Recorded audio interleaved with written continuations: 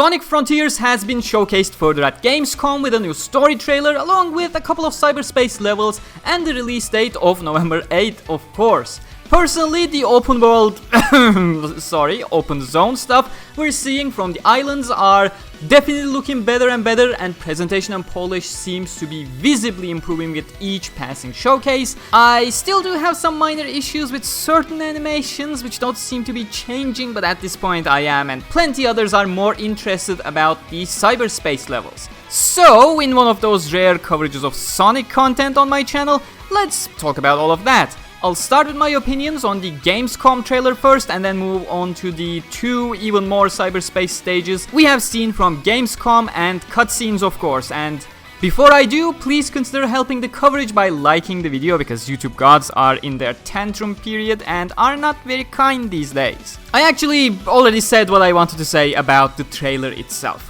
From previous videos, you already know my take on how the game is shaping up to be. I already like things I saw since the original reveal. However, I was mostly complaining about, lack of creative presentation and the like, along with the lack of polish visible. Over the months, we have received more enemy types, more involved gameplay showcases, the flying boss that we chase by running off on its tail after image, things that were giving me more hope than I had during the not so favorable IGN reveal coverage at first. And things just keep getting better and better in my opinion. This was shared as a story trailer, but yeah, we still don't know much about the story, if anything. The islands kinda exist, Sage exists, Amy is captured and stuff. There seems to be no Chow, but do not worry, we got the Coco as the new merch opportunity. Jokes aside, the cinematics we see are vastly improved from the past couple of games. We always had these awkward camera angles and horrendous close-ups with low quality animation since Lost World's last generation days. That finally seems no more, while the CG is not unleashed, something I no longer have any faith to be blessed with anytime soon. It's absolutely solid and pristine, which I love. It has a bit more of that grounded feeling to it, which is probably where that take comes from. You'll remember that Unleashed cutscenes were utilizing a lot of that cartoony stretch and squash animations to emphasize things, whereas this is, well, more grounded. We get glimpses of Cyberspace levels back to back in the trailer. I'll of course talk more about it later when we actually do talk about the Cyberspace levels, but they remind me of colors in general. Not as rudimentary as Forces, but not as open feeling as Unleashed and Generations either, but that more and more feels like a case of camera choices, as we had a much more close-up in those games compared to Frontiers. Still, they feel a bit too corridory at a glance, and unlike Unleashed Generations, it doesn't feel like it's trying to hide it either. But as long as we get some nice spectacles throughout the stages, I don't think that'll be much of an issue. We saw Route 99, Skyscraper Scamper, whichever stage you feel like that's inspired from. In fact, it may just be inspired from Sonic Forces if we consider one of the leaks that shows Eggman at the end. We have Sky Sanctuary, Green Hills yet again, but also for the first time we get a glimpse of other islands than just Starfall Island. We see a beach island followed by a desert island, which may just be the same one, just a different place on it. We have these random platforming bits in open zone, well, not even platforming, is it? It's just randomly placed rails and wall jump platforms everywhere, polluting the scenery. As I said before, not a fan since we first saw these back on Starfall Island. People keep telling me all previous games had these random abstract rails floating in the air, but there's a difference in perception between a linear state space and an open world that is designed for you to immerse yourself in more freely. These kind of things, they don't stand out in a linear environment you are already storming through and not looking back, but you do realize how much they do when you're in an open zone and turn your camera just a bit. In fact, you don't even need to turn the camera, they're literally everywhere. That's why design is more than just putting objects and creating a map. It's about a feeling, a perception, it's about the immersion. It's why things are designed differently depending on even simple things like whether you have a first-person game or a third-person over-the-shoulder or third-person far camera, etc. But I digress. We see Amy trapped in a Sage orb, and the little we hear from Roger Craig Smith, Ah, now that's just music to my ears. Finally not using that overly comedic sitcom voice. Thank you, Sonic team. You finally decided to ditch the full blast cringe comedy vibes, and it only took you 13 years. The very little tone and emphasis gave me those old Jason Griffith vibes, not from an actor perspective of course, but rather than the, intended atmosphere, the tone of the game. Of course, one line is absolutely nothing to go by, but I really do miss not having bottom of the barrel brain dead children cartoon tier comedy. Am I digressing again? I feel like I do. I just don't want the dialogue that is so stupid that it makes me cringe. I had enough of that in the past decade, and this tone, it does give me hope, even though it's just a single sentence. Also, just look at that lighting and clarity in visuals, the reflection on Sonic's eyes, etc. I absolutely love it. It isn't Unleashed, but that's not a matter of quality but artistic choice at this point. These look absolutely top-notch regardless. We see a lot of combat shots through various islands, and the only one that I'm gonna particularly point out is the sand area, where Sonic slides on the sand after the momentum of an attack, and we get these sliding trails. Oh god, yes!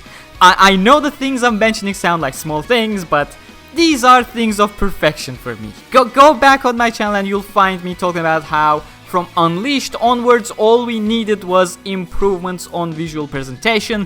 Of course, I'm a fan of daytime boost formula, so on that aspect, some people may disagree with me, which is fine, but ever since Unleashed/Generations, I wanted things like a stage in full rain with rain particles splashing around from Sonic's running, going through long grass and have some grass get plucked out as we go through the field like a razor. In this case, have some sand interactivity. Well, most of what I looked forward to a decade ago still aren't exactly there in full, but hey, Sonic now leaves sliding trails on sand, so let me be happy about it. Just Sonic team, please, you have gorgeous concepts. Actually polish them to their full beauty, please. It's Sonic the Hedgehog. You solved the sense of speed ages ago. Just bring it to this generation with some proper particle effects. It really should not be breaking grounds to think about such things in 2022. Stop trying to reinvent the wheel, stop spending 5 years on new engines that you barely utilize, just pick something and improve.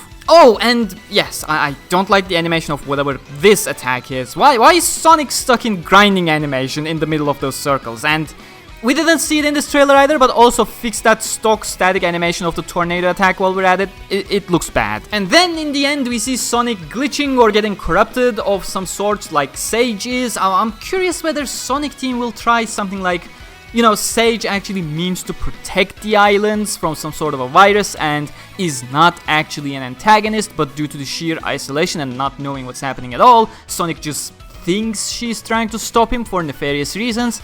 After all, we did not get to see Eggman in any promotional material so far, so we don't know what exactly he's doing, and come on, we're not gonna have a game without Eggman. All in all, I will not be surprised if Sage is a legitimate protector of these islands, keeping a tight balance, but I'm not willing to die on that hill of hope for now. Anyways, for a story trailer, there's barely anything there, so let's have a look at the Green Hill Zone and the Sky Sanctuary Cyberspace levels. Now, I'm a bit torn on these stages. As I said, they look like slightly better than Force's stages, which is a plus on its own, but not the high caliber I was hoping for. They look like color stages with a Sonic Forces paint on it, and of course I'm not talking about visual fidelity, the hand cam footage is not reliable for that anyways, I'm talking about level design. If you have a perceptive eye and a love for Unleashed daytime as I do, the Green Hill stage may have looked awfully familiar to you. That's because you've played through that exact stage, it just wasn't Green Hill, and it was structured a little bit more naturally rather than the Forces style extremely straight lines. You may not believe me at first, but the stage design is literally a carbon copy. It is Apotos Day Act 1, the tutorial level in Sonic Unleashed. Everything in it is a match. Starting relatively straight with 3 lines of rings teaching you to go left and right, followed immediately by 3 obstacles, left, right, left, with the ladder 2 preceded by a jump dash panel leading into a loop-de-loop launch into jump pads, followed by 2 2 jumpable cliffs. Then you make a 90-degree left that aims to teach you to homing attack a jumper that boops you into long-range visibility rail for you to see multiple enemies ahead, for you to chain homing attack into through a checkpoint, no less. Of course, the player here going slow makes it feel like so far away, but you're probably expected to launch from the rail into a homing attack on those enemies. This is followed by a homing attack pulley that brings you up a mini cliff, where you homing attack into an enemy, make a right turn, which is a straight line, even more simplified without the quick step section. That launches you ahead and into a corkscrew and into the goal ring. And yeah, once I put those side by side, you can probably see what I mean by a downgrade from Unleashed/Generations being more natural geometry. Literally everything is a flat wall/ground here. No slopes, no formations, just everything is drawn with a straight ruler.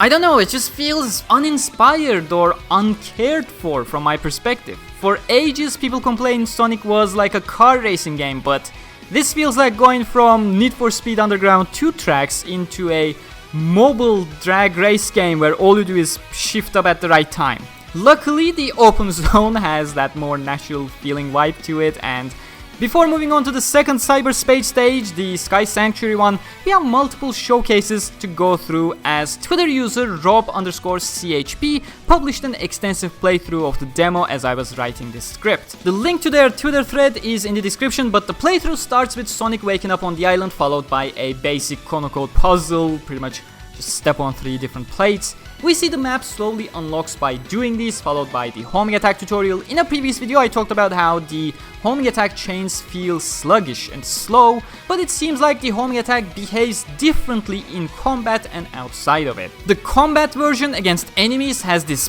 impact moment upon contact, whereas the regular homing attack used on these floaters behave normally as we're used to from previous games, simply bouncing quickly, so that's established. It's a nice compromise in my opinion, but I will probably miss chaining through enemies quickly. As I mentioned before, I like the dust or water trail behind Sonic, that is great, just make it for different terrain as well. It would be amazing if things, for example, were splashing to the camera and stuff on the corners, for example, without obstructing visibility. Well, without obstructing more than basic weather conditions should at least. I like it though, it's a nice one. I love how controllable Sonic is in these open zone sections. He does not feel like a SpaceX rocket, but an actual fast and agile creature. With the talks about how there are many sliders to customize how Sonic controls, it's not particularly surprising though.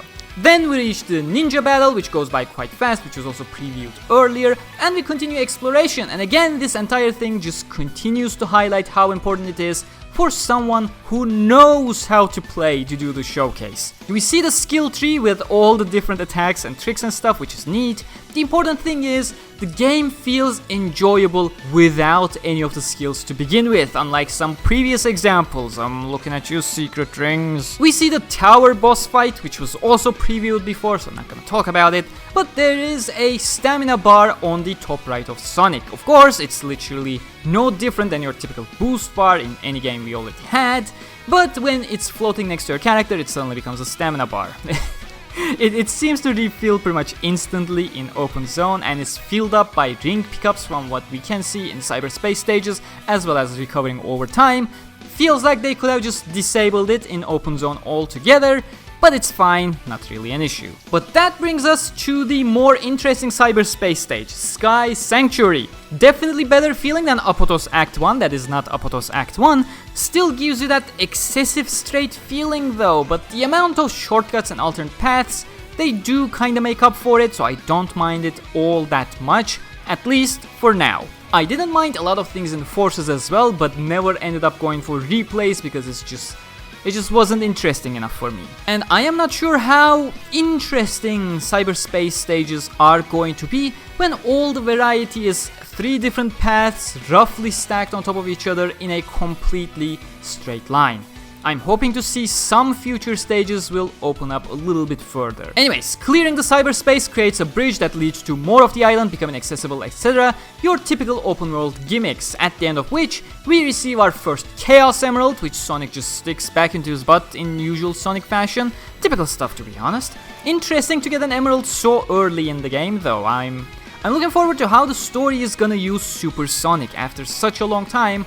We're kinda in a desperate need of some proper Supersonic finale, if you ask me. This is followed by the big Chungus boss, officially called Asura, and goddamn Rob, you actually play really well, despite the unluckiness of the Asura geometry hitting you. Although I guess he doesn't make the first attempt, so we get some repeat attempts, and I have to say I'm glad he didn't defeat it the first try, because in the next video, the overcast is gone, with bright sunlight hitting everywhere and every color in the map looks so gorgeous. I never understood why people complained about the colors in early showcases. If it's overcast, naturally colors are not gonna be saturated, but yes, that can be partially blamed on Sonic Team for really botching their IGN reveal material on multiple fronts. Why didn't they just provide a full sunny environment? Who knows? There was of course other details in the available footage, and they just keep coming, like Drop Dash being showcased, and there's also the cutscene that I'll play in the background now, and holy shit, that huge Titan enemy is so cool.